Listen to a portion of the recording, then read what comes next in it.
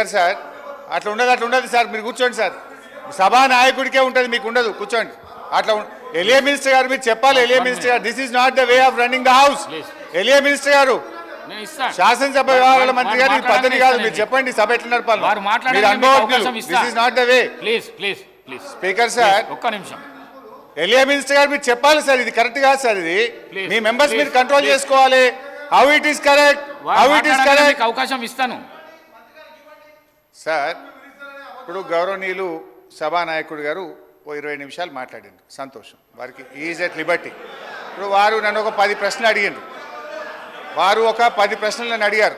నేను I want to answer those questions, కానీ సపరేట్గా నాకు టైం ఇస్తా అంటే నేను వారికి ఆన్సర్ ఇస్తాను. ఎందుకంటే నేను బడ్జెట్ మీద మాట్లాడాలన్నా, ముఖ్యమంత్రి గారు నాకు ప్రశ్నలు వేసినాడు, నేను ముఖ్యమంత్రి గారు నాకు వేసిన ప్రశ్నలకు సమాధానం చెప్పమంటారా, బడ్జెట్ మీద మాట్లాడమంటారా? సో ఐ రిక్వెస్ట్ రెండూ చేస్తా, కొద్దిగా టైం ఇవ్వాలి. టైము నాకు ముఖ్యమంత్రి గారు మధ్యలో లేచి డీవియేట్ వారు చేసింది, నేను చేయలే. I have to answer honourable CM. అధ్యక్ష, ఇప్పుడు హరీష్ రావు గారు మీకు తెలియంది అరే నేను ఎట్లా సార్, ఇప్పుడు ముఖ్యమంత్రి గారు ఒప్పైతాడు, నేను తప్పైతా చెప్పకపోతే ఆయన నోటికి వచ్చినట్టు ఆయన మాట్లాడొచ్చా సార్? మీకు తెలియంది కాదు, సభానాయకుడు ఎప్పుడన్నా సభ కరెక్టే సార్, మరి ఆయన నాకు ప్రశ్న వేసింది కదా సార్. సార్ సభానాయకులు కోరింది ఈరోజు ప్రతిపక్ష నాయకులు వచ్చి సమాధానం చెప్పాలని కోరారు అధ్యక్ష. స్పష్టతతో అడిగారు వారు.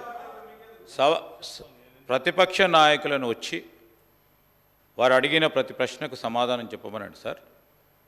తప్పకుండా ఈరోజు వారు అడిగిన అన్ని ప్రశ్నలకు సంబంధించి సమాధానం, దాని తదుపరి మేము ఒప్పో తప్ప ఉంటే మేము కూడా సవరించుకుంటాం అధ్యక్ష. We're very open to it. So నేను గౌరవ సభ్యులను కోరుతా ఉన్నాను, హరీశ్రావు గారు ప్లీజ్ రిస్ట్రిక్ట్ బడ్జెట్కు సంబంధించిన అంశాల విషయంలోనే. ఇప్పటికే గంటం బావైంది అధ్యక్ష, ఇప్పుడు కేవలం 5 నిమిషాలే గౌరవ ముఖ్యమంత్రి గారు ఇంటర్వ్యూన్ అయ్యారు.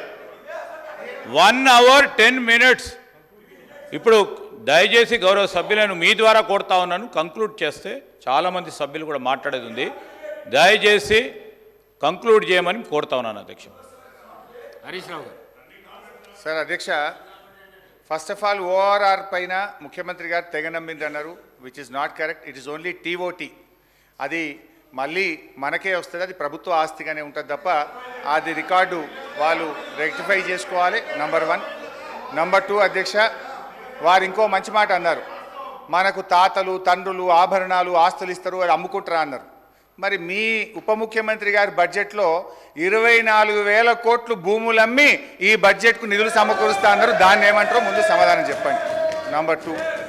నంబర్ 3, మహబూబ్ నగర్ ఎంపీగా కేసీఆర్ గారు ఏం చేసిండ్రు అన్నారు. మీరున్న గత తెలుగుదేశం పార్టీ, మీరిప్పుడున్న కాంగ్రెస్ పార్టీ, మీరిద్దరే పాలమూరు వెనుకబాటుతనానికి కారణం.